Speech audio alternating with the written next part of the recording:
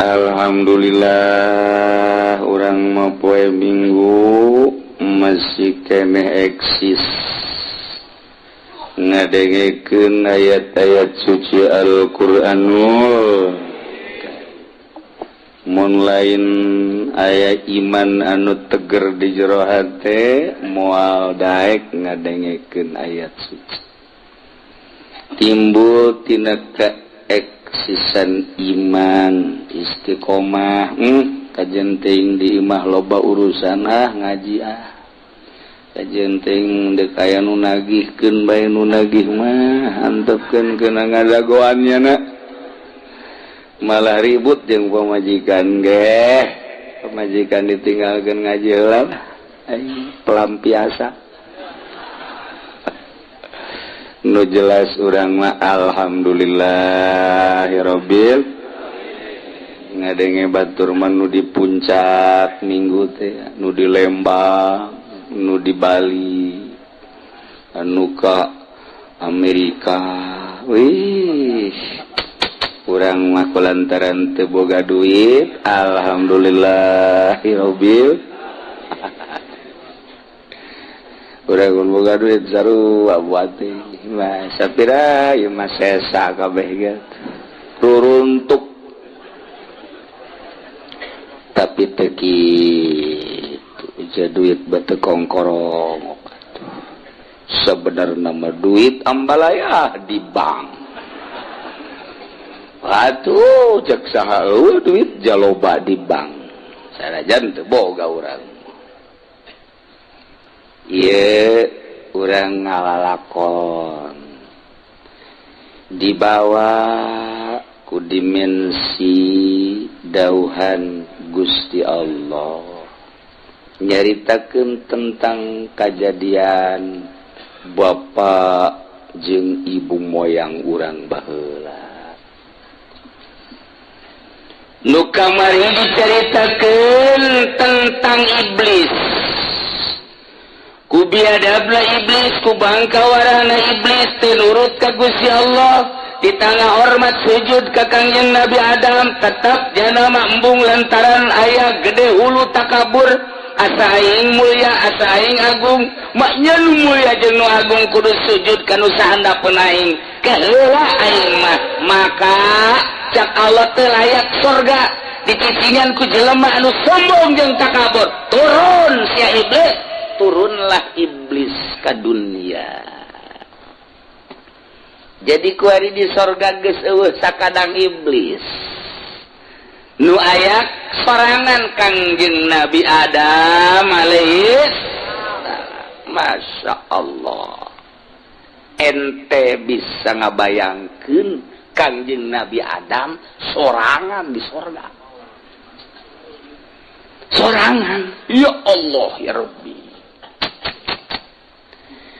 Numantak lamas kana jannata masyafiha mustauhisan barang Kangjeng Nabi Adam sorangan di sorga cicing nyana lempang kakalir kakidul kawetan kakulon ngarasa teu betah di sorga teu betah.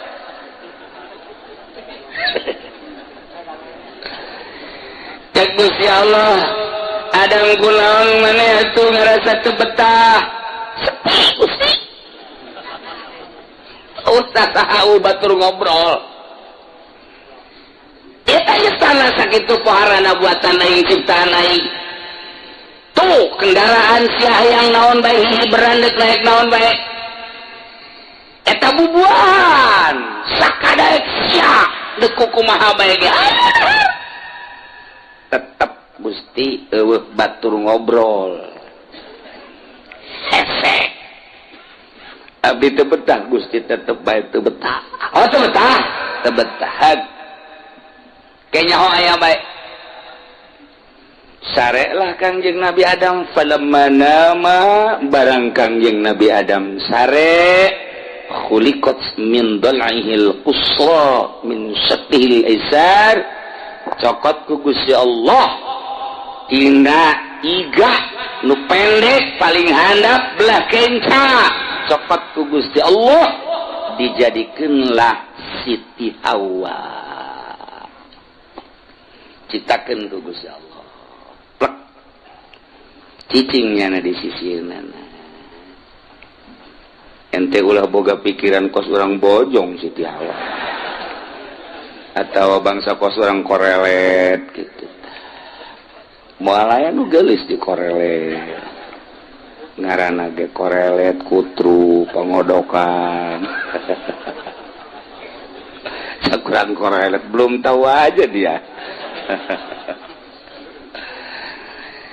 nu jelas sebagai selayang yang tetap di korelet bagi bojong mah irung penyek pahil jeung kutil ayo masih Siti Hawa mah bopoharat Masya Allah begitu hudang kageng Nabi Adam gigisiknya nah barang bentak siapa sih ini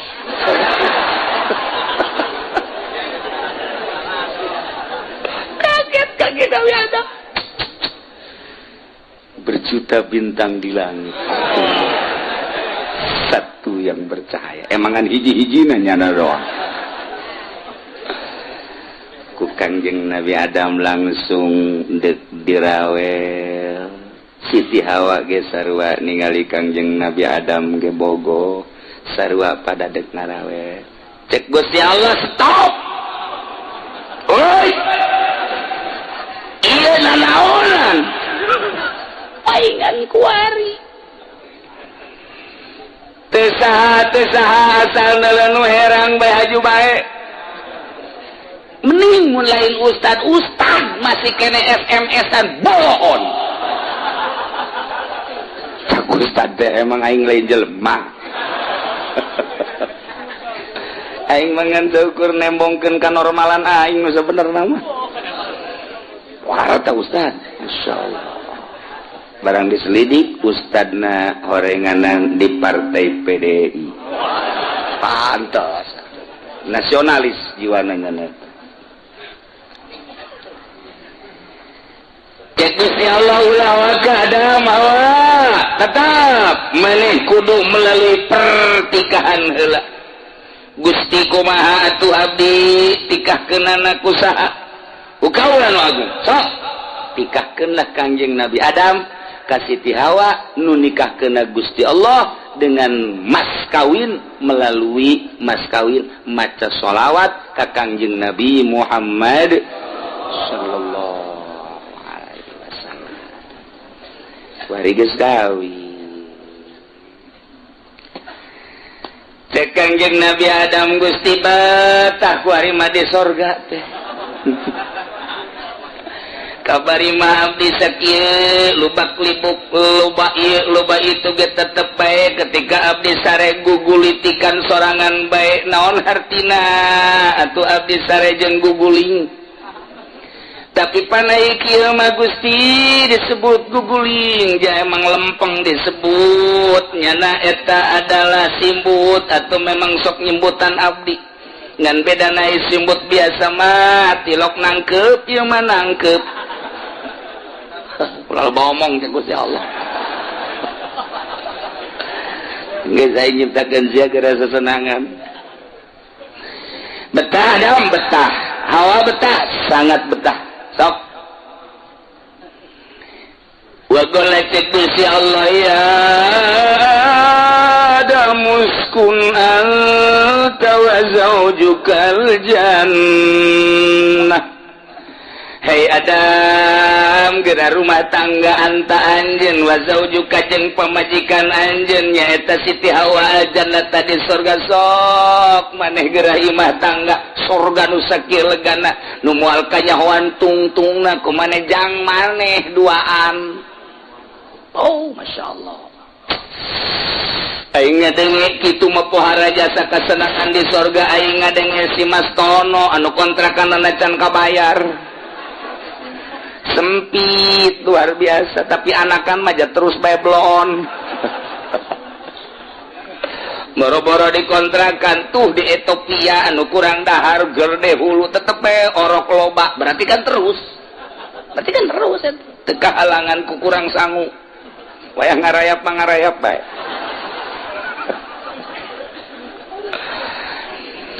sok ada maneh gerai imah tangga jeung pamajikan maneh di sorga sakahayang maneh fakula min haitsu syitu masok maneh duaan besindek dalalahar min haitsu syitu ma tina tempat nu dipake kahayang ku anjeun dek gadahar naon bae bubuahan inuman jeung sajabana dipersilakeun cuman hiji Adam Hawa wala taqraba hadhihi syajarata imaya ulah diopen nu imaya tangkal gandrung nu ieu mah ulah dideketan yakni ulah didahar lamun maneh ngadahar tangkal nu ieu fatakuna minaz zalimin anjeun termasuk jelema anu zalim ieu bae hiji tangkal ieu mah ulah dikukubahakeun sajabat ieu suul adek maneh min haitsu syitu mah mangga Gusti lah sakira gandrung atuh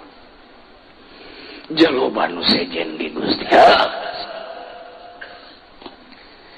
setan nyaun lantaran cak setan teh beus sorga teh urut aing ku ari aing aya di dunia hayang dahar aing kudu pepelakan heula hayang inum aing kudu nimba heula aya teh kudu nimba cai di laut asin sial cak setan di sorga aing baheula hayang kopi tinggal hayang susu tinggal geus ngeunaheun jasa kuari kasenangan aing nu baheula di sorga teh dinikmati ku Adam jeung Hawa ulah sambat ka niaya si Adam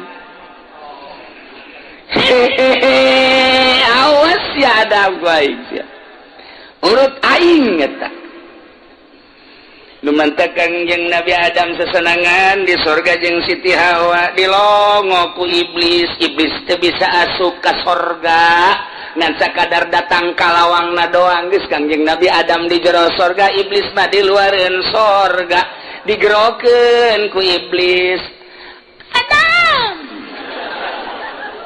ka dieu hayang aing sia tenurut pan kamari ge kagus lain gitu urusan nurut jeung teu nurut urusan anak urusan aing tetapi kan urusan babaturan mah terus jago atuh setan ngaranna urusan masing-masing teh mah mana diciptakeun ku Gusti Allah kemudian ku ari aya pamajikan maneh eta mah geus hak maneh da aing moal ngaganggu aing kuari diturunkeun ka dunya ku aing geus di dunia teh jore Adam dunia teh horengan gunung sing ngarentul aya nu batu aya nu seuneu aya nu tatangkalan laut sing ambalaya jeung sajabana sia ulah sampe kudu diturunkeun ka dunia mah aing mah ngabejaan bae ka sia tah ieu lah hak babaturan di dieu saling menasehati artis kos kiai partai Allah amis kadang kita amis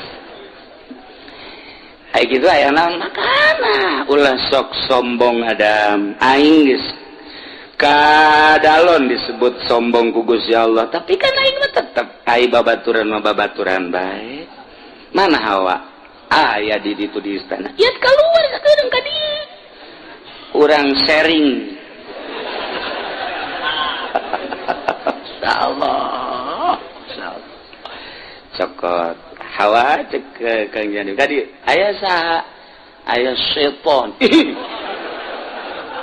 ente jangan mah jelebana mah bager ieu kepribadianana mah bagus adapun nyana teu daek sujud ka kaula eta mah urusan nyana tapi aya jelebana mah kan nyana mah leuwih pengalaman sebab nyana makan leuwih ti heula di sorgana ge besi urang deuk nanya naon seluk-beluk tentang sorga ya kanyana otomatis sebabnya nyana dulu ti heula geus urang ulah aya naon lah urusannya diturunkeun ka dunia urusan urang di sorga adapun babaturan mah jauh masalah iya oge sih cek Siti Hawa geus kumaha kakak bae sih eta dia ngobrol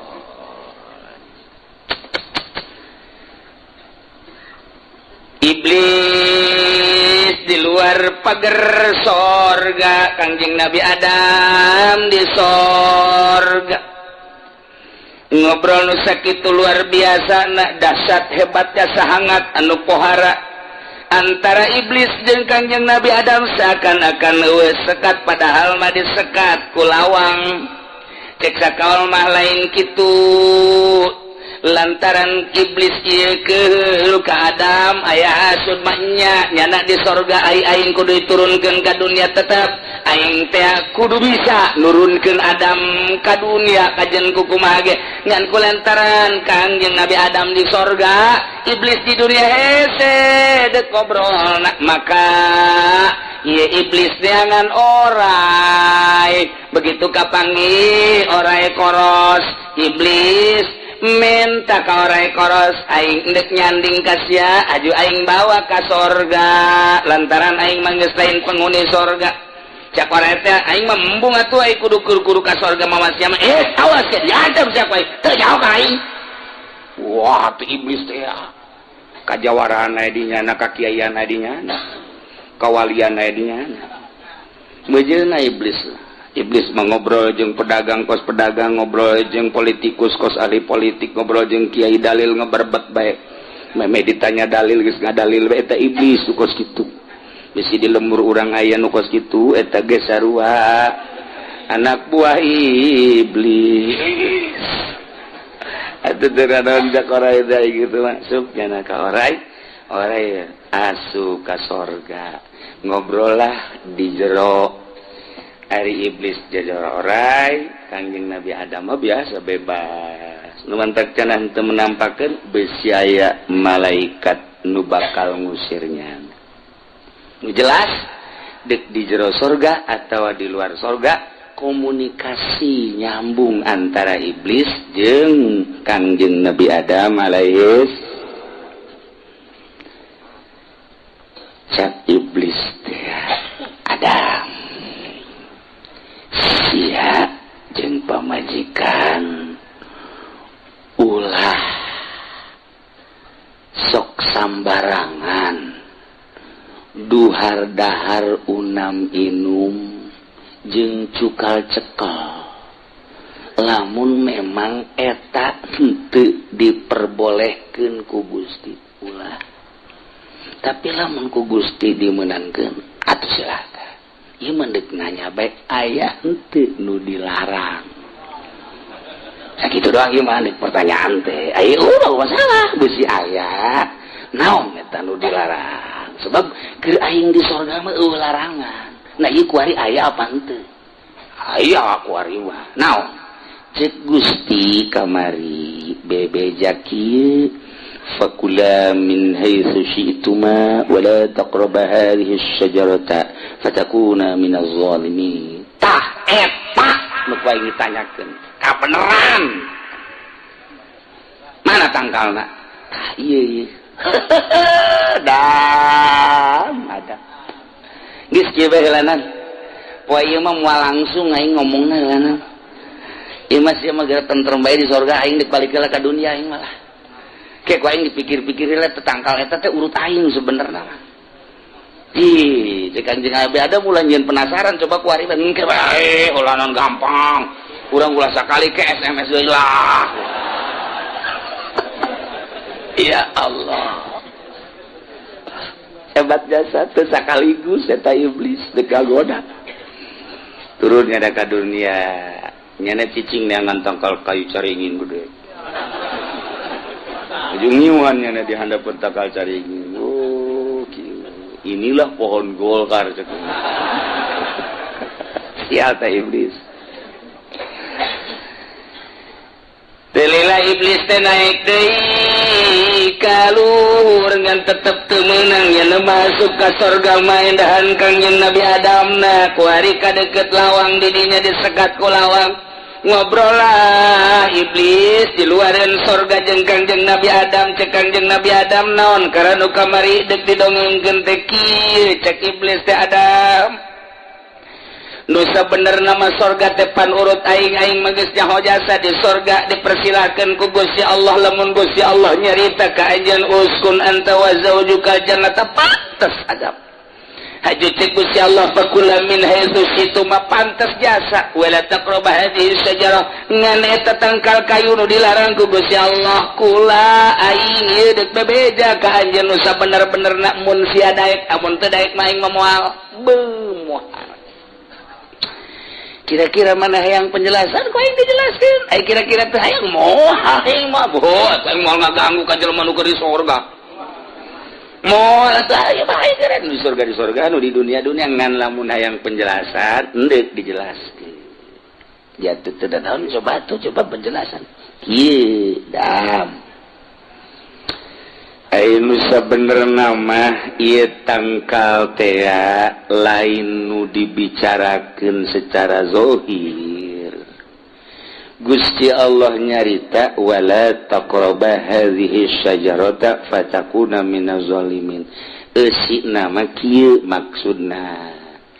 Ieu tangkal kayu ya ne gandung ulah sote besi maneh jadi kebal di sorgana wates wangena jeung beusi maneh ieu teh mun ngadahar ieu setarap jeung malaikat pan aing nyaho mah iki sabil kasimpulan mah ieu tangkal ieu gandum mun ku maneh didahar engke maneh setarap jeung malaikat kumaha malaikat bapan nyaho kanu di luhur nyaho kanu di handap nyaho kanu di sekitarna eta malaikat ngaranna tah mun maneh ngadahar ieu bakal okos malaikat nyaho kana sagala rupa nomor kahiji nomor kaduana mun ieu didahar maneh langgeng di sorgana tah nu mantak ku Gusti Allah dilarang hiji besi setarap jeung malaikat ka nyaho nomor kadua besi langgeng eta pikir-pikir bae kumaha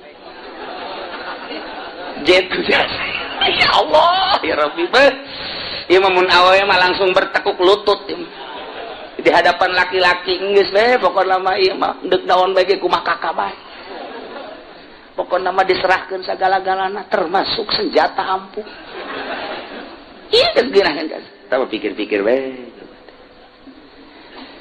iblis nu bener sih aduh ya debantek fawaswasa lahum asy-syaitanu liyubdiya lahum ma wuriyanhuma min sawatihima wa qala ma nahakuma rabbukuma an hadhihi asy-syajarah illa an takuna malakaini aw takuna minal khalidin.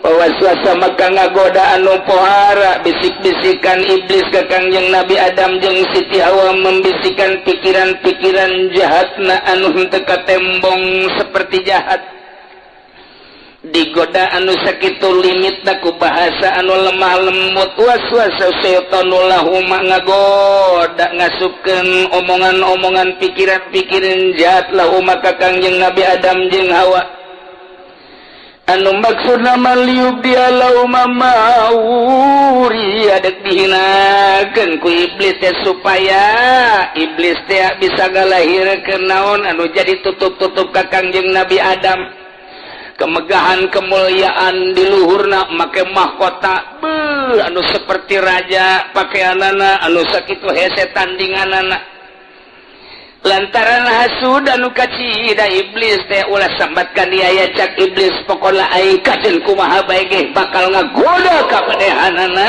supaya coplok ieu kamuliaan jeung kemegahan kemewahan anu dibikeun ka Adam coba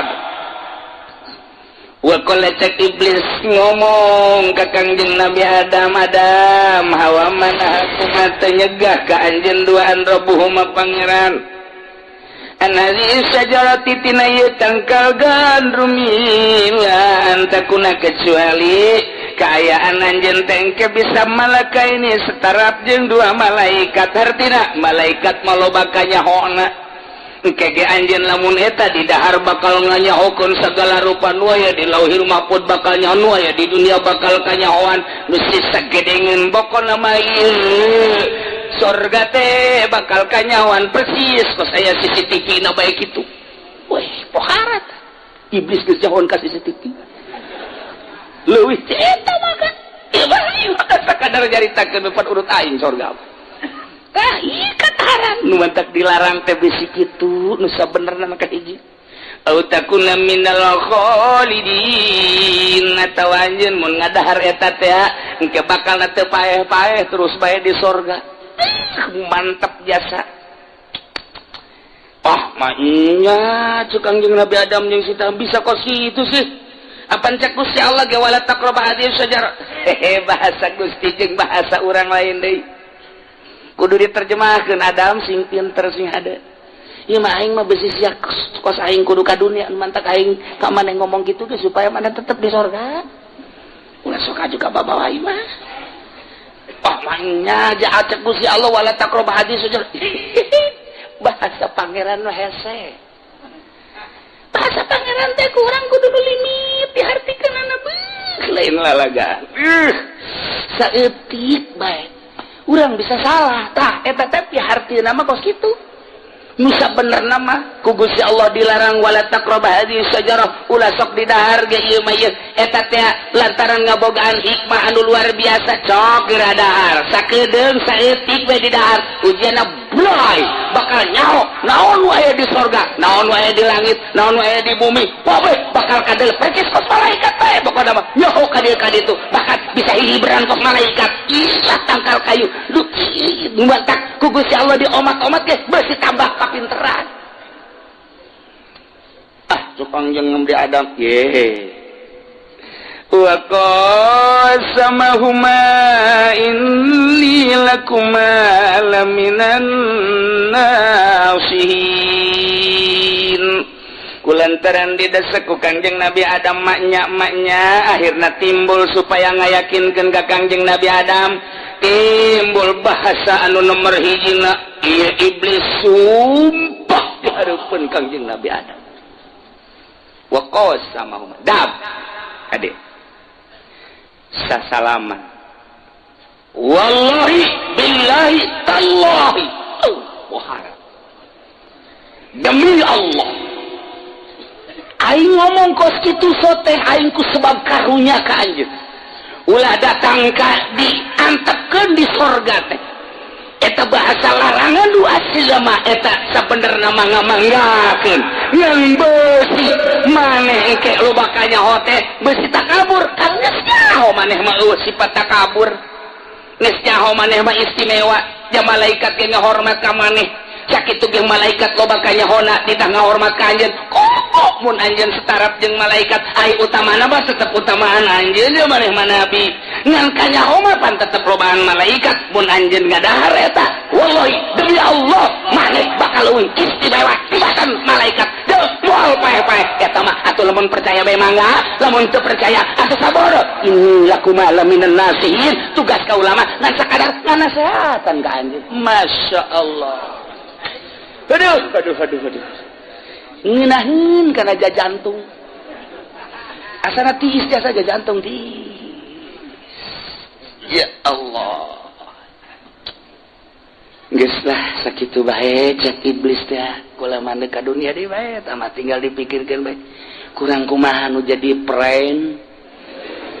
Nganasehatan batur momoal aya nu nganasehatan modal kitu mah rahasia tah mah sabenerna. Ngan lah atuh aing kudu dibikeun rahasia tinggal rahasia geus bae geus nah ieu mah pileulean bae bener ya iblis moal sumpah ka ulama make wallahi billahi tallahi lamun lain rahasia moal kudu make sumpah masya kuat atuh Kangjeng Nabi Adam teh langsung juan yang Siti Hawa gadeuketan kana eta tangkal kayu dicekel-cekel ku Kangjeng Nabi Adam buang beureun heuh sakumaha cek iblis Ieu tangkal gandum teh mun kurang di dahar urang tambah ilmunya ho kana segala rupa jeung meureun urang teh jadi langgeng moal dipaehan ku Gusti Allah. Hawa istriku tercantik, istriku yang setia yuk urang dahar yuk atuh kumaha kakak bae. Jaasana ku jelas jasa eta iblis teh nasehatan ka urang make sumpah segala. Meureun manan kitu ge deudeum jeung nyaheun ka urang teh urang dahar bae. Atuh hayu yuk didaharlah ku Kangjeng Nabi Adam jeung Siti Hawa. Kumaha barang didahar? Fadallahuma bigururin falamma zaqas syajarata badat lahuma sawatuhuma وَاتَّفِقَا يَخْصِفَانِ عَلَيْهِمَا مِنْ وَرَقِ الْجَنَّةِ. Maka ku gara-gara iblis kana sehatan make sumpah nu sakitu hebatna atuh iblis garana ge. Orenganan iblis mah tetep bae nya nama pinuh ku tipuan dengan tipuan iblis. Adam kita turun di sorga gara-gara nama bigururin tipuan iblis pada lauma maka nurunkeunlah iblis ke Adam jeung Hawa tina tempat nu sakitu mulyana sorga bubung ku tipuan iblis anu nipuna teu kira-kira siga anu padahal manipu limit bahasana bangun seserahan teh teu mari daek bae manggarin teu mah atuh nyanggakeun sadaya-daya cek iblis ngan ari kaula mah tugasna ngan sakadar nganasehatan demi Allah billah tallah mangga tamah nah kulantaran didahar ku Kangjeng Nabi Adam falamma zaqas syajarata barang didahar ku Kangjeng Nabi Adam saketika ekna kana buadat lahuma sawatuhuma mahkota halali berpakaian-pakaian ararindit kabeh ucutan sataranjang Kangjeng Nabi Adam jeung Siti Hawa teu daekeun baju nempel di awakna di udah geus teu bisa make mana bae geus teu bisa bae sataranjang bae Adam jeung Siti Hawa teh Kangjeng Nabi Adam masya Allah idinya tembong dubur jeung kubulna atuh Kangjeng Nabi Adam teh kulantaran ngarasa isin jeung sieun ka Gusti Allah taufiqa yaksifani idinya nyokotan dang daunan waya di sorga min waraqil jannati dadaunan dang daunan teh dipake ampok-ampok ku Kangjeng Nabi Adam jeung Siti Hawa teh ngan sakadar ampok-ampok doang dipake ka awak mah teu bisa dicokot daun pakai ampok-ampok nutupan kubul jeung dubur kitu kene Siti Hawa sataranjang di sorga teh masya Allah karim kemuliaan jeung keagungan kemegahan anu dibikeun ku Gusti Allah dengan sendirina copok kabeh teu bisa dipake wa nadahuma